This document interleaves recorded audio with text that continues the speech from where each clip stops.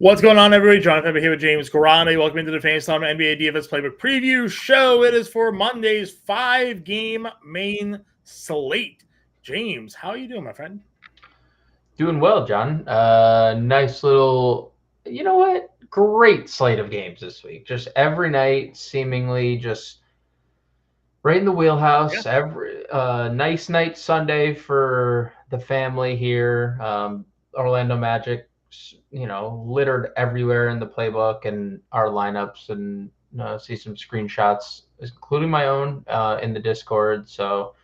Good Sunday slate. You had a nice Saturday slate, so we're both coming I off. could have had a great Saturday slate. Yes. The Jordan Poole late scratch after lineup lock. I was playing in the $12 single. I was 38 fantasy points away from winning, and I know a lot of you sit there and say, well, John, 38 fantasy points is a lot of fantasy points, and I agree with you. I had a 0 from Jordan Poole in that lineup, and nobody ahead of me had played Jordan Poole. So had Jordan Poole repeated what he had done the previous two nights, which are games for him, which is 39 and 42 fantasy points, there was a chance I would have had a takedown. If he just went for 30 fantasy points, I would have had a top 5 finish. Still came through with a pretty nice night despite the 0. I also, because I took that 0, I kind of tilt played the 2-game late slate and nearly had a takedown on that as well. Was me and 13 of my closest friends, or about 15 or so fantasy points off of splitting first in that one. So all in all, not a terrible night on Saturday. We had a great day on Sunday as well. And like you mentioned, wheelhouse slate this week, because next week is the in-season tournament sort of finals going on there. So a couple of days with no games. Monday and Tuesday and Thursday are 2-game slates. Wednesday and Friday, no game. So definitely get your action in here this week with 5 to 7 games pretty much every day, Monday through Friday here. And like we said, we like that. We like these size slates here. The ownership and the roster construction is just right. The player pool is not too big. It's not too small. And helps. I feel like we have an edge. You and I have been doing this for so long. I feel like when we get these sort of mid-tier size slates, you and I really do a lot of good work. So I'm excited to get into this slate here. And if you guys are just tuning in now and haven't already done so, please give a like to today's show here. Leave a comment down in the comment section with your favorite player of today's slate, maybe your favorite matchup of today's slate as well. Your comments and your support, your likes really help boost up our show, boost up our channel, and allows us to do a lot more great things here on the Fantasy Alarm social media channels and content for all of you guys there. So with that said here, James, let's jump into it. Like I mentioned, we got 5 games to talk about here on this main slate. There we go. Game totals. Yep. We have the Pacers on this slate. We know Pacers have been involved in some ridiculous games of late in terms of scoring here. They're home against Portland. Portland is coming on a back-to-back. We got LA versus Philly, Washington versus Detroit. Again, teams that generally play at some high-scoring games there. New Orleans versus Utah, Denver versus LA, Pelicans and Utah running it back. Of course, the other day, basically, they sat all their top guys. We'll see the status and injury statuses of players here for that game as well. And we have Denver on a back-to-back here against the Clippers this evening. Denver beating the Spurs pretty handily here on Sunday. Which matchups are the most appealing to you here, James? Yeah, I mean, you highlighted Indiana being on the slate. That is the slate high. It is also the slate high spread. It is a 241.5 total over on BetMGM. Indiana's 11.5 point favorites going up against a Portland team on the back-to-back that lost a 29-point lead against Milwaukee on Sunday. So that is going to be a tough pill to swallow. Obviously, you move on and probably going to be fresh in their minds, and they're probably not going to try to think about it. But you just blew like an under a 30-point game. Washington, Detroit, a solid 234.5 total. Detroit, 3.5 point favorites at home. We know Jordan Poole is questionable in that game. Sorry, John. 231.5 in Lakers, Philly. That's probably the best pure basketball game of the day. Yeah. 4.5 point favorite is Philly at home. 229 to 230.5 in Utah and New Orleans, depending on where you look. New Orleans, 3.5-point road favorites. The same Jazz guys are questionable again in Walker Kessler and Larry Markkinen and Jordan Clarkson. So it remains to be seen if we're going to see 10 Utah guys play 20-plus minutes. Right. And then Denver Clippers, John. So this line, only one sports book has this line out as of this recording. Sure. It is FanDuel. And you and I were kind of like joking before we hopped on air because Denver, although that game only ended up being 12, it was 30 in the third and then 22 when they put Jokic back in the game in the fourth. And then he played the next 8 minutes of the fourth quarter and ended up playing 34 minutes. The Clippers are 4.5-point road or home favorites here in a 218.5 total. So the lowest total on the board. But it is interesting to see that Denver is the only team, or FanDuel is the only sports book that has that line out, and that it's only sitting at a Clipper 4.5-point favorite here. Yeah, we could see the potential return of Jamal Murray. He's been listed as questionable now for a few games and being ruled out. Aaron Gordon actually got ruled out of Sunday's game here, so that could play a little bit into it. It is also a 10:30 start, an hour and a half later than the next latest game, New Orleans, Utah at 9. So cool. Good luck to you all there for the. I won't say it out loud, but maybe the highest priced player on the slate. Maybe he played a lot tonight because he doesn't plan on playing on Monday. I don't know. Yeah, we'll wait. We'll have to wait and see how your lineup builds go there.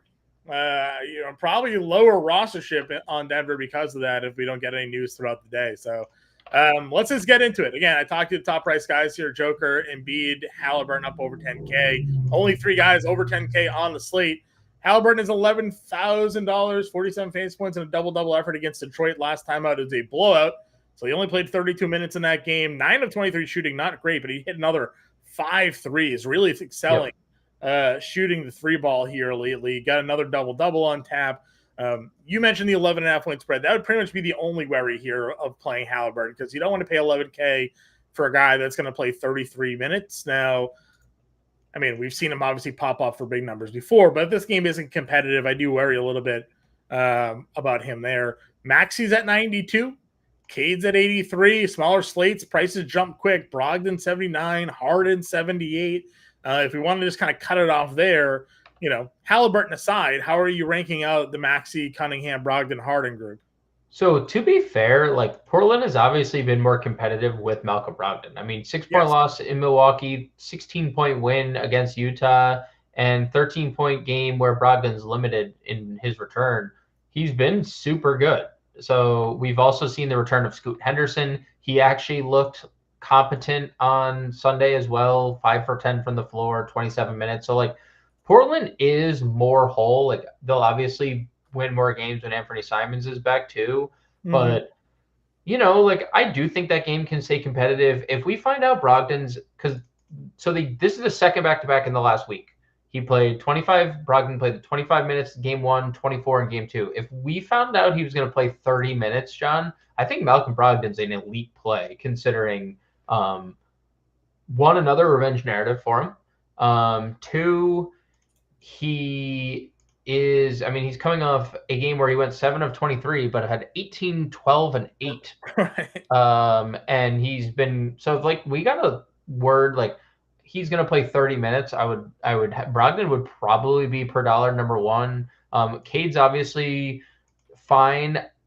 I think the peripheral stats definitely took a dive when 1, Jalen Duren played 28 minutes. We weren't getting any rebounds out of Cade. And 2, Jaden Ivey had 4 first quarter assists in this game, and Cade was the leading scorer. So I'm okay getting to Cade at 83.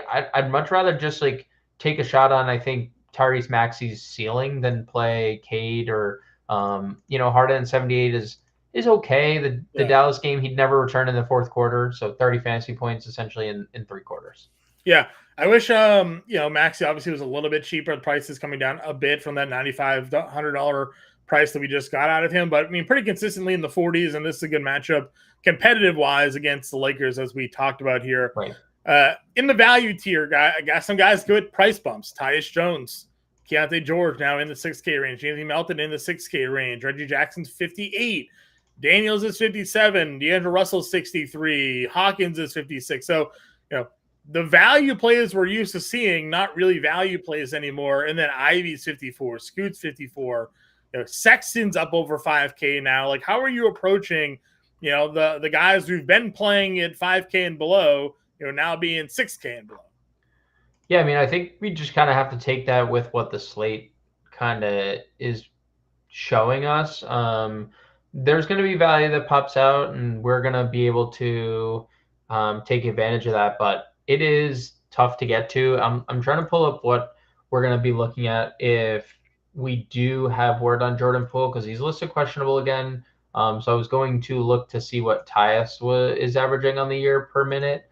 Tyus Jones per minute, 0.95 fantasy points per minute. That's pretty good. Yeah. If you were to tell me that's like a round of 1 point fantasy average at 6,200, I'd be fine. And obviously more likely getting there if there's no Jordan Poole. I don't think anybody's paying 6,200 for Tyus Jones without Jordan Poole.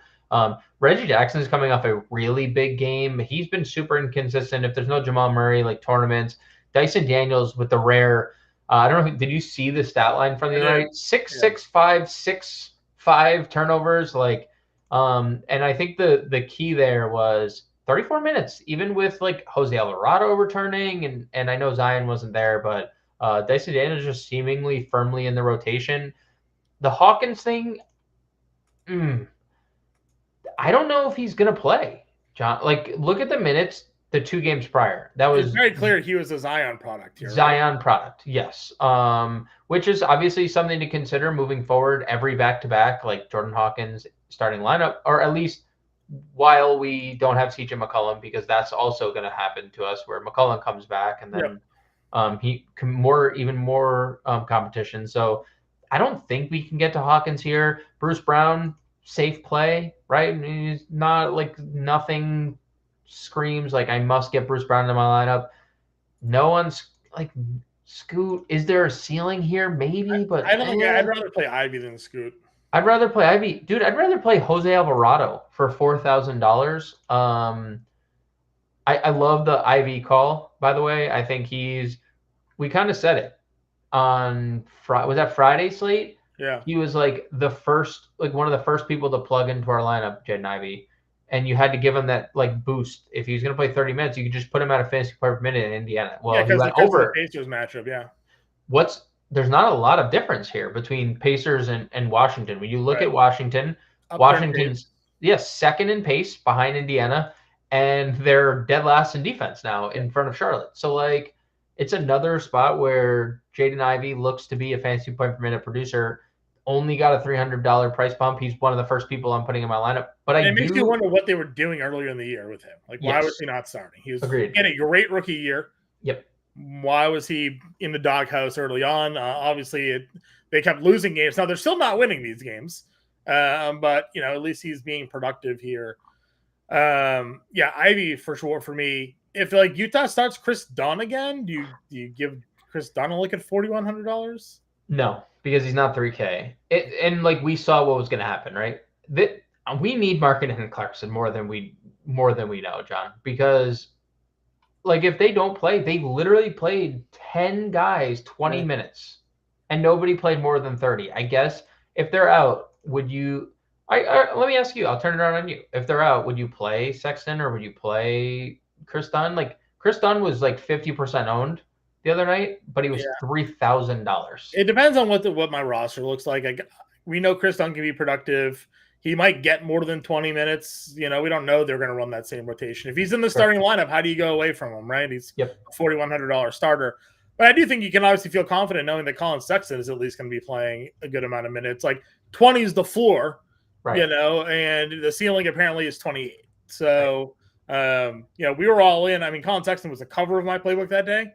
I didn't change off playing Sexton. I still had him in the late lineup that I played, once that news came out. But I expected maybe him to start. And then I saw the starting lineup. I was like, this is weird. What? What is this? What is this? What is happening here? You're at 7, Chris Dunn. Like I didn't know. I didn't know what I was looking at. You're at So 7. You're at 7 on a mere you playbook day is a dream come true. I Honestly, know. I mean, listen. I immediately went into chat. I was like, listen. I know I said good things about Rashawn Holmes, who was terrible in that game. Terrible. But I was like, I'm playing Yurt 7 now, so you guys should pivot to Yurt 7 as well. Now, again, I did say I still think that Holmes is going to be a good play if you want to stay there. He was not. He played 20 minutes of nothing. That happens with Rashawn Holmes there. But Yep. I did say I was pivoting down to Yurt 7. So hopefully y'all fall. Big fantasy point per minute monster is that guy. Alvarado's fine to 4K. Again, like how much of these minutes are impacted? I mean, he's not really impacted by Zion, but like the rotation, if Zion's in, I wonder how weird it gets, right? Yeah, for sure. I mean, they gave him the extension this offseason, and that hasn't always meant like immediate playing time. Like Peyton Pritchard, when everyone's healthy, plays like 12 minutes, and he's making like I know. he's making like $12 million a year. I'm just saying, he is, dude. Jose Alvarado and Herb Jones is like having an in-law apartment with no door. Mm-hmm. Like they're just constantly in your stuff. You bring up, so that was someone I wanted to talk about, Nembhard, only because if you think that game can get out of hand, I think Nembhard has a ceiling. Sure. I mean, I don't think we'll be short on value to where we need to get to Andrew Nembhard, but he went for 24 fantasy points in 20 minutes. So just putting that out there. I'm trying to see what Starford pool. They put Kispert in the lineup last time. They did, and I also think Landry Shamet would have played more if that game stays competitive. He played 24 minutes the other night and was really good, and he was actually really good. I mean, 17 fantasy points in 17 minutes against Atlanta. The coach came out and said that they did not try in that second game. And then Bilal Coulibaly was quoted as saying, yeah, I guess we'll try harder the next game. All right. So. Shooting guard here. We're expecting Zion to be in this game, right? Not even on the injury list here, he's just sitting on backpacks. I don't really like 9K for Ingram at that point. I'll just play PG at 88 and be more than okay doing that there. Yep. For sure. Brogdon, Harden, we discussed. If Clarkson's in, I'll go back to Clarkson. That's fine. I'm not too worried about that. But he healed though. I mean, why not? $6,400 if he's in the starting lineup, he's gonna keep shooting. Yeah, unfortunately, did not close that game. They were going on a big run, and they were just like, "Meh, we don't. You're good tonight, buddy. Like, just chill." He was good. He just didn't pay off. Obviously, 5,500. Only 28 minutes. We saw a 35-minute ceiling. So yeah, I'm good with the healed thing. Would you play Jordan Poole at 6,800 if he's active? Yeah, for sure. Right? It's a great matchup. Like he's been. I'm not going to say he's been great, but he's been the fantasy producer we thought he was going to be. I thought there'd be a lot of inefficient volume shooting, and the problem was early in the year there wasn't the volume shooting. There's just a lot of inefficiency. Yes. So now he's taking 25 shots, and it's fine if he's inefficient because it's getting us the points that we need. But also he's going to get to the free throw line is nice to see as well. So 100% if Poole's in, I'm in there. There's a list I can send out today. I meant to send it to you, but they ranked Austin Reeves as the #1 bench player in the NBA. Yep. He's been great. He's been fantastic. Feels like a really good spot to get Reeves at 62 into some lineups. Again, smaller slate, so value kind of dips off pretty quick. Some guys we've talked about, some we haven't. Norm Powell price decrease. He's now $4,800. I will happily play Norm. I'll play Norm at 51 and 52. I'll gladly play him at 48. Yeah, I mean, he's playing outside that random 14 minutes against the Spurs. He's going to play you like 24 to 30 minutes a night, and he's a bucket. So, I have no problem. He only took 4 shots against Dallas and still came out with 15 points and 21 fantasy points. Happy to get some Norm in that line. Now, he didn't close. We talked about that. They had man close that game, which is kind of disappointing because Norm had been the one closing some of those blowouts. But still, if Gordon is out, Christian Braun obviously becomes something that we can take a look at. Now, he hasn't been great, but he's been okay. I think that if he starts or gets some extra playing time there, I'm fine going there. If Kispert is starting, I have no problem going to Kispert at $4,700 here either. And then Max Christie. If he's starting again, I will play Max Christie at $3,900. Yeah, they officially listed Reddish as questionable. So Right. Everyone else is still out. Hachimura's out. Vanderbilt's out. Gabe Vincent's out. So it's like status quo. So yeah, I'm okay with getting to Christie, especially if Would you play Reddish if he's active and starting? The minutes for him were crazy. Maybe the groin's a little not great if he's starting. Like re-aggravation of a groin after just 2 games doesn't feel great at 4,700, but possibly. Okay. Small forward position, LBJ at $9,700.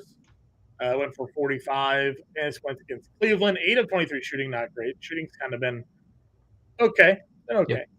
Yep. Giving you your usual peripheral stats here, so I'm sure you're fine going LeBron here against Philly. Yeah, no problems. Lord, if he's in, we're in at 85. MPJ at 7,500. That is definitely a price hike. Yep. I would probably have to have Aaron Gordon out to get there, but and Murray. But yeah, I mean it's fine if they're both out. I talked about Oscar Thompson pretty heavily on Friday, and he got off to a really good start because the numbers you're looking at are almost what he had going into halftime.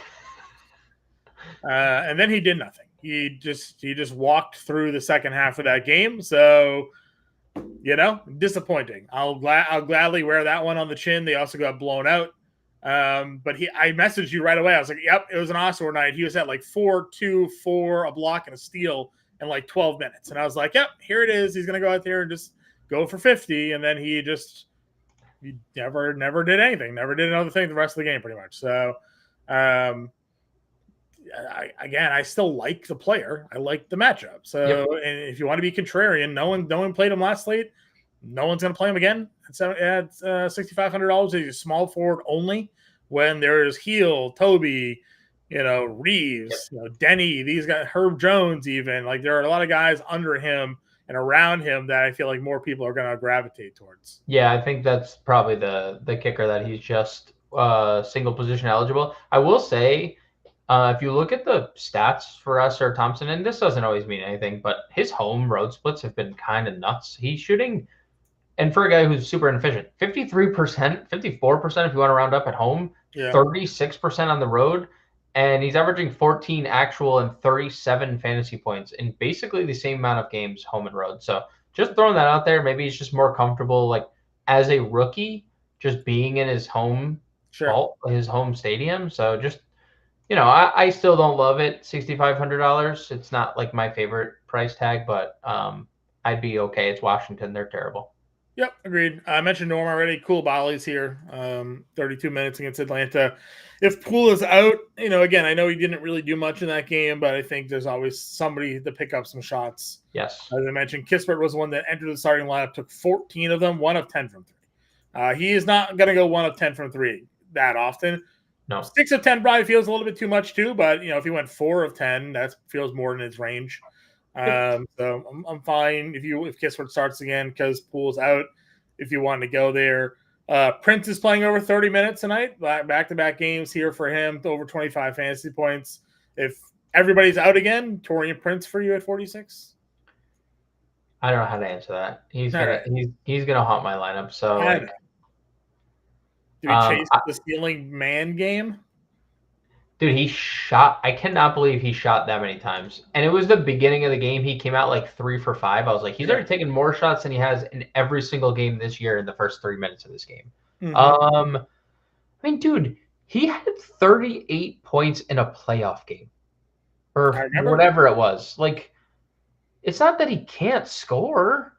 He is going to be first ownership run. Just based on how things have, we're 3 positions in and maybe we're missing something in the last 2 positions. He's going to be one of the most popular plays. First ownership run, he's going to be one of the most popular plays until something opens up. Just because he's 4,100, multi-position eligible, he's playing over 20 minutes, and we just saw a ceiling. I feel like the writing's on the wall here. Mm-hmm.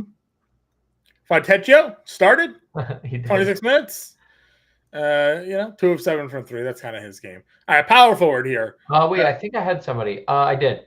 If Denver, and it's super low floor, they started Justin Holiday on Sunday. He played just 27 minutes, but Mike Malone had like really interesting comments pre this game, and he was basically talking about how people think that they're just owed minutes on Denver because they won the championship last year. And he's like, that's not the case. And he specified Justin Holiday about how he liked how he's competed the last 2 games, and then he starts him again. Very low floor, 5, 3, 1, and 2. He had, but he can be productive, and he also plays with the best player on the planet who averages 10 assists a game.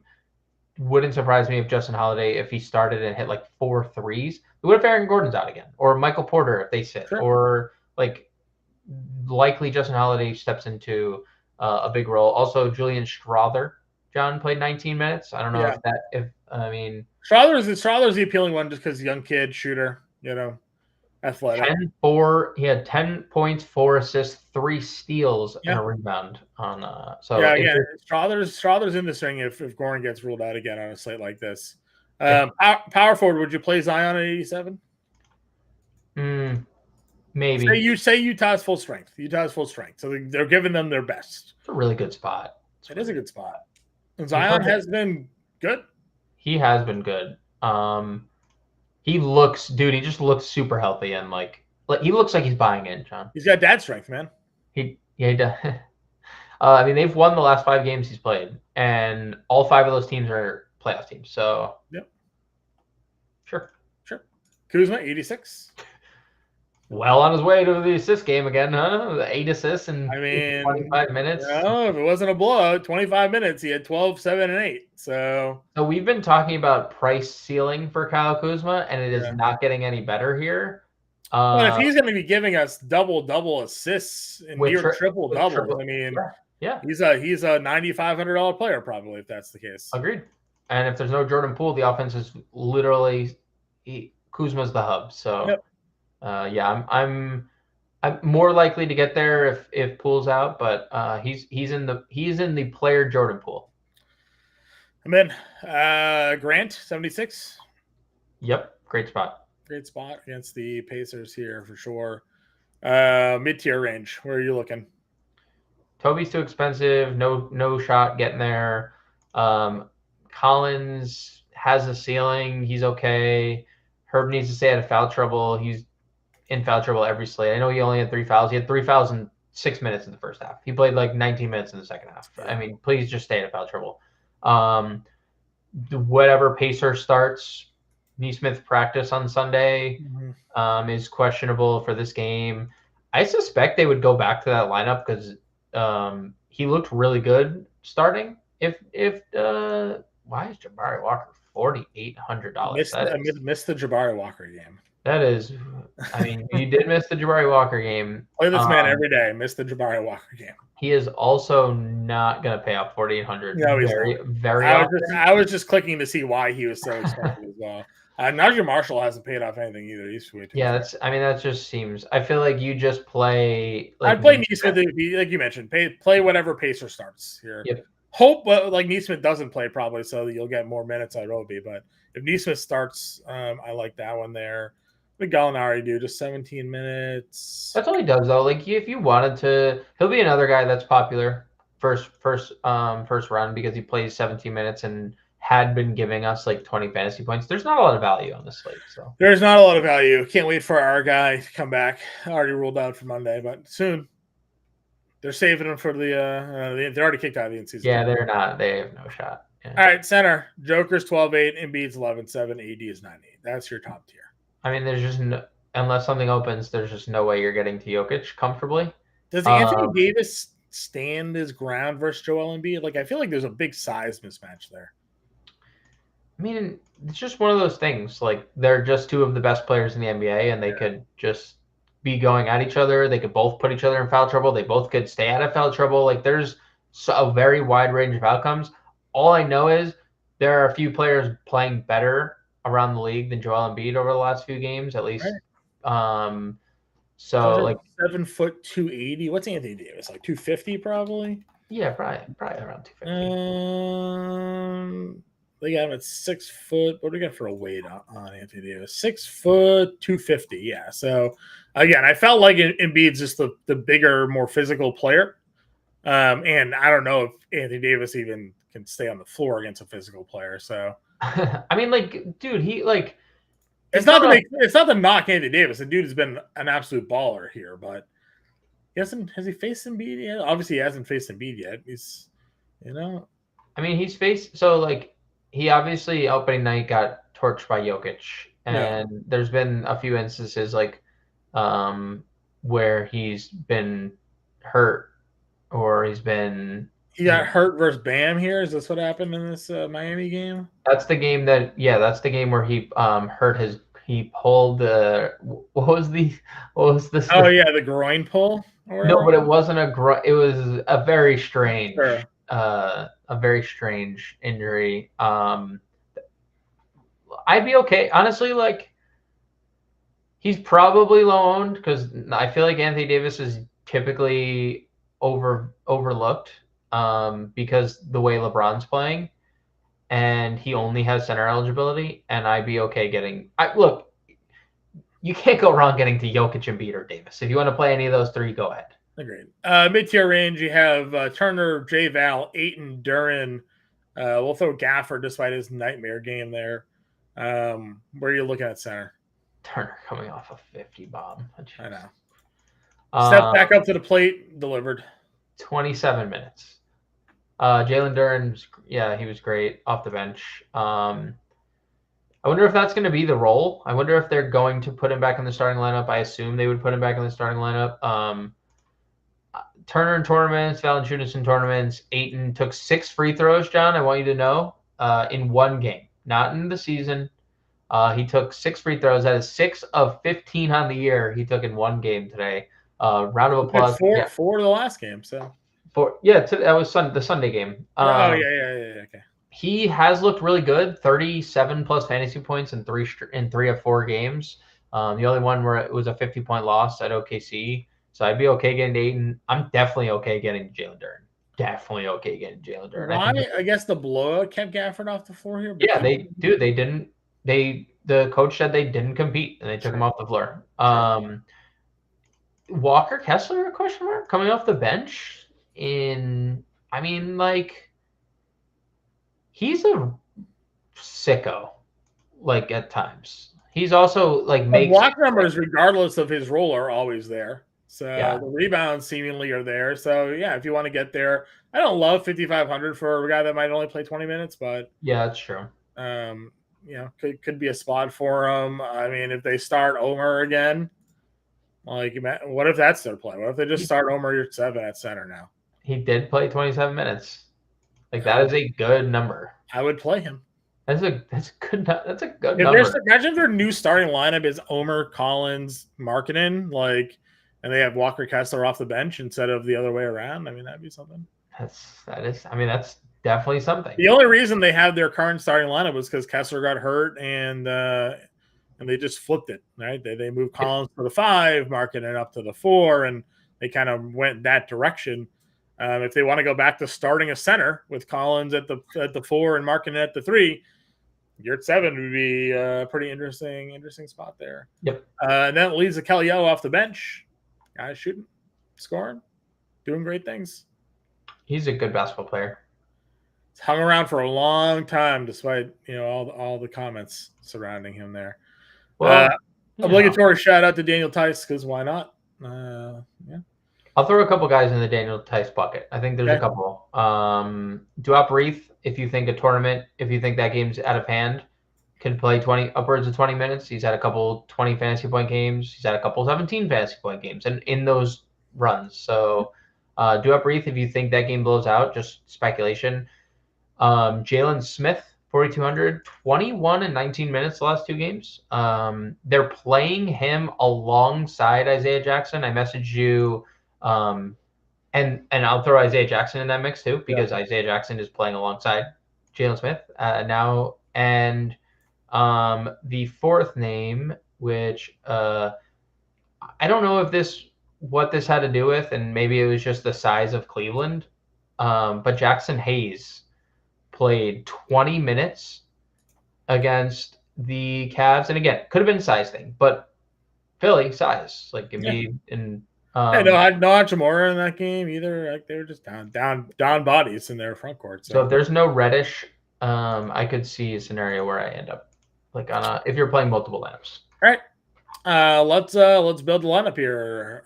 Again, we've talked a lot of these matchups. Which game are we targeting? Which one do we want to plug Ivy in first? I guess here. Yeah, let's do Ivy. Let's plug Ivy in first. That's it. I like Norm. Ivy and Norm. I'll get in there. Let's see. LeBron against Philly. Good deal now. Did you want to play Joker? No, I don't think we can comfortably get Joker. What's our center play? Duran? Yeah. Okay. Do we have your what's their like back-to-back history looking like? 35 and 33. All right, that's good enough. All right, so 66-20 then. Do they play Tuesday? Didn't you say they played on Sunday or no? No, the Pistons didn't play on Tuesday. Oh, okay. Good. Where are we going next? 6,600. Paul George? That just game sucks. I would rather just play LeBron at that point just because I think the game's better. Okay. 58. Not that I don't think Paul George could be good, because I do. That game sucks. Well, we'll start with Obi and move to Neesmith if we have to. That's a good one. 6K guard. Daniels, Sexton, Matherin played 31 minutes. Christian Brown, Kispert, we just don't know the status, obviously. Yield's good. Honestly, if we needed, we can move Yield to forward. To Reeves? Yeah, I'm wondering if Reeves would. I think Reeves would get hurt a little bit by Reddish being back, but you also maybe not. It could also just be Taurean Prince that suffers. It could also just be Reddish that doesn't. Yeah.